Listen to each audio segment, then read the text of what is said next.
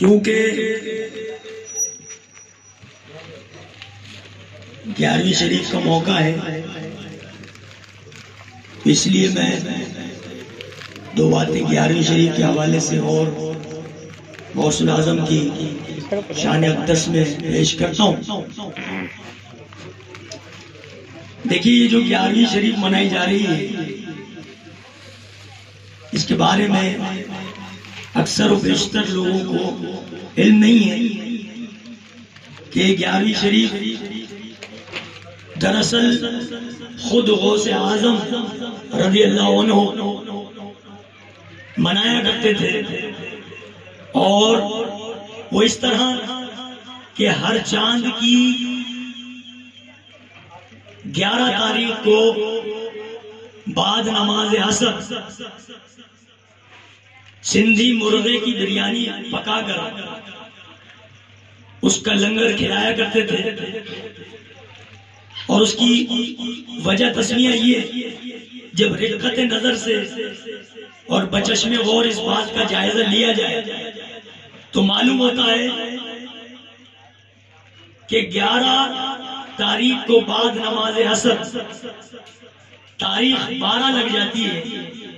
دراصل غوث اعظم خود میلاد رسول مقبول صلی اللہ علیہ وسلم منایا کرتے تھے، حضور علیہ السلام کی ولادت کی خوشی منایا کرتے تھے غوث اعظم ہر چاند کی 11 تاریخ کو بعد نماز عصر۔ تو یہ جو ہم 11ویں کرتے ہیں، یہ دراصل سنت غوث اعظم ہے۔ یہ غوث اعظم کی وصال کی، ان کے انتقال کی تاریخ نہیں ہے۔ انتقال کی، وصال کی تاریخ کے بارے میں علماء کرام کا اختلاف ہے۔ کچھ کا فرمانا ہے کہ ان کی وصال کی تاریخ 2 ہے، کچھ کا فرمانا ہے کہ ان کے وصال کی تاریخ 4 ہے، کچھ کا فرمانا ہے کہ 7 ہے، لیکن اس پر سب کا اتفاق ہے کہ 11 تاریخ ان کی نہیں ہے۔ تو بہرحال ایک تو یہ بات اپنے دماغ میں کلیئر کر لیجئے کہ 11 تاریخ کو جو بھی جشن ہم مناتے ہیں، جو 11ویں شریف کا لنگر ہم کرتے ہیں یا نیاز کرتے ہیں یا فاتح خوانی کرتے ہیں، وہ میلاد رسول مقبول صلی اللہ علیہ وسلم کے سلسلے میں سنت غوث اعظم ہم مناتے ہیں۔ ایک بات۔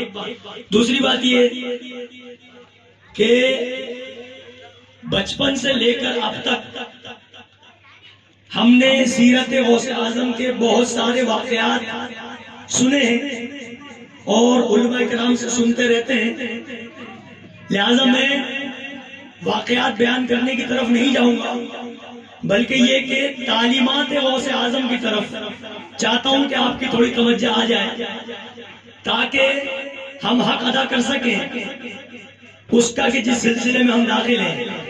جیسے قرآن فرماتا ہے اے ایمان والوں، حق ادا کرو اللہ کا جتنا کہ حق ہے۔ تو اللہ کا حق کون ادا کر سکتا ہے؟ بہرحال وہ ایک موضوع الگ، لیکن ہر شے کے کچھ حقوق ہوتے ہیں۔ اسلام کے کچھ حقوق ہیں، رسول علیہ السلام کے کچھ حقوق ہیں ہم پر، اللہ کے حقوق ہیں ہم پر، اسی طرح حقوق العباد ہیں۔ اب آج کے دور میں ہم نے حقوق العباد کو ہی سب کچھ کر لیا ہے۔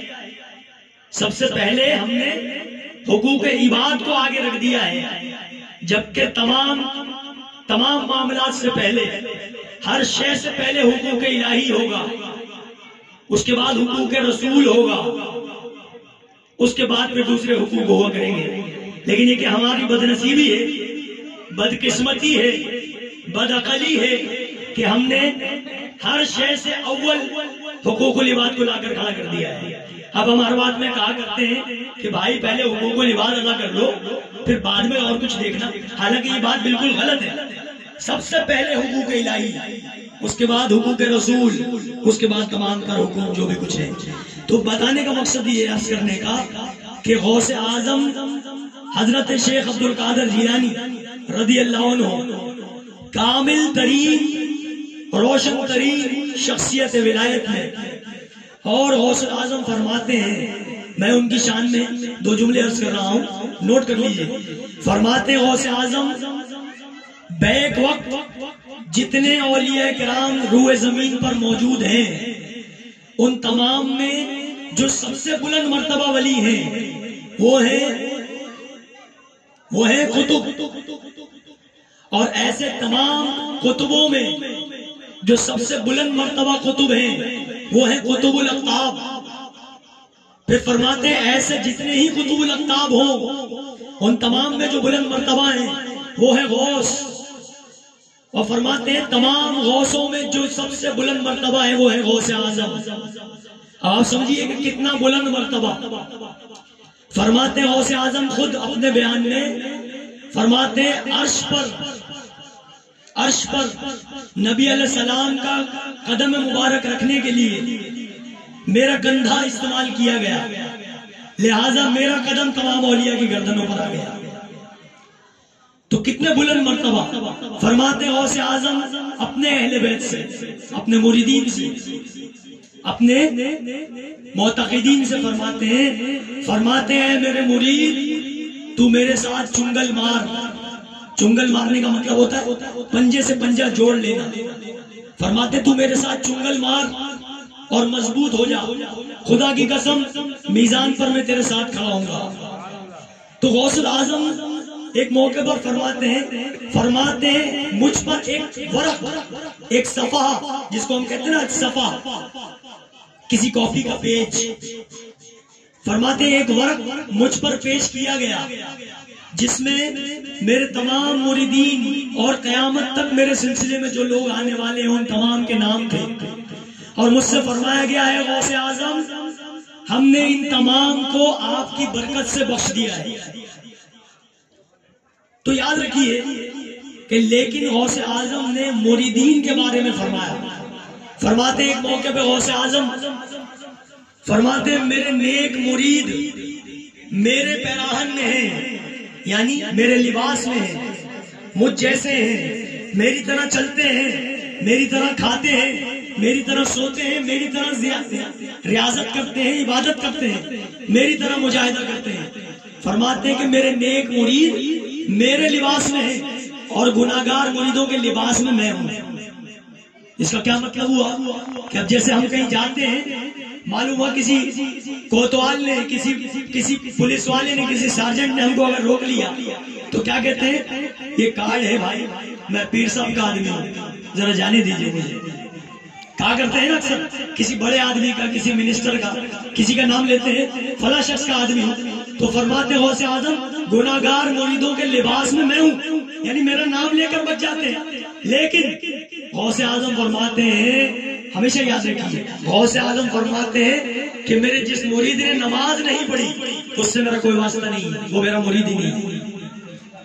بتائیے، سوچیے، ہم غوث اعظم کرتے ہیں، ہم کہتے ہیں دستگیر، وہ بات سب صحیح، لیکن یہ کہ غوث اعظم کی تعلیمات کو ہم نے پیچھے چھوڑ دیا ہے۔ صرف ہمارا 11ویں کا کر لینا کافی نہیں ہے جب تک کہ ہم تعلیمات غوث اعظم پر عمل نہ کریں۔ جو مجاہدات غوث اعظم نے فرماتے ہیں میں 25 سال تک تن تنہا ویرانوں، بیابانوں اور خرابوں میں بھٹکتا رہا۔ یہ وہ زمانہ تھا جب نہ کوئی مجھے جانتا تھا نہ میں کسی کو۔ تو کیا کوئی پیر، کوئی مرید ایسے مجاہدے کرتا ہے آج کے ٹائم میں؟ کیا ہم نے کیے ہیں؟ تو کیسے حق ادا کر دیا ہم نے قادری سلسلے کا؟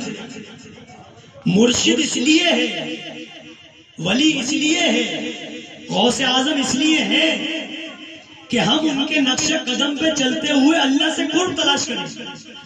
یہ نہیں کہ مجھے بخار ہو گیا تو یا غوث اعظم، مجھے تندرستی ہے تو یا غوث اعظم، میرے اولاد نہیں ہو رہی تو یا غوث اعظم، لیکن قرب الہی کے لیے کبھی میں نے پکارا یا غوث اعظم، کبھی میں نے مجاہدات کو سیکھنے کے لیے پکارا یا غوث اعظم، کبھی میں نے یہ چاہا کہ غوث اعظم یہ پردہ اٹھائیں اور مجھے جلوہ دکھائیں، کبھی میں نے یہ چاہا نہیں۔ کیوں کہ ہم مادہ پرست ہیں۔ میں نے آپ سے کہا نا کہ ہم نے بدقسمتی سے، بدعقلی سے، بد نصیبی سے سب سے پہلے دنیا کو رکھ دیا ہے۔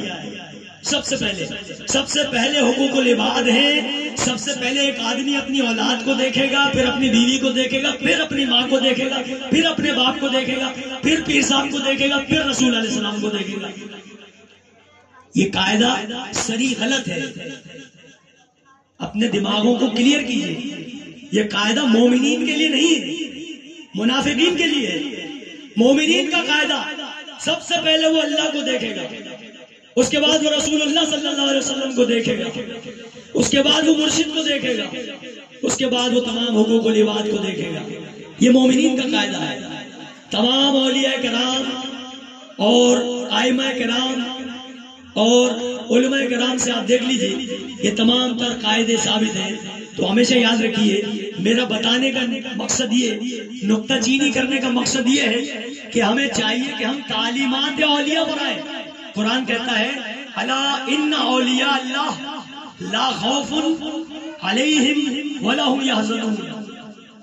اور اللہ کے دوستوں کو نہ کوئی پریشانی ہوگی، نہ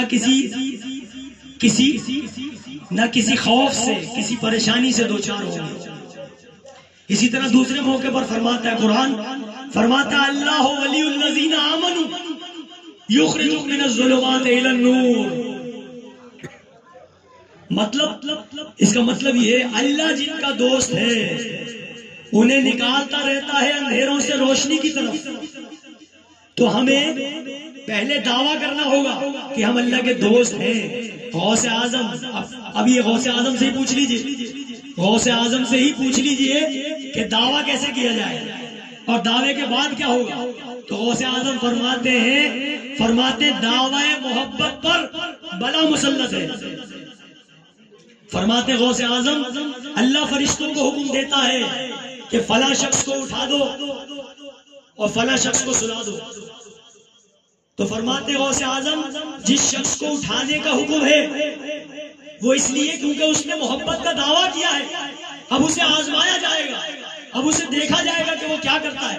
اور جسے سلانے کا حکم ہے وہ اپنی آزمائش میں مکمل ہو چکا ہے. تو یاد رکھیے اللہ، اس کے رسول اور اولیاء کرام دین الہی پر اور قرب الہی پر مامور ہیں. اور غوث اعظم فرماتے ہیں کہ اولیاء کرام جنتوں میں اپنے مقام دیکھ آئے ہیں اور وہ تمہیں لینے آئے ہیں اور وہ چاہتے ہیں کہ تم ان کے ساتھ چلو.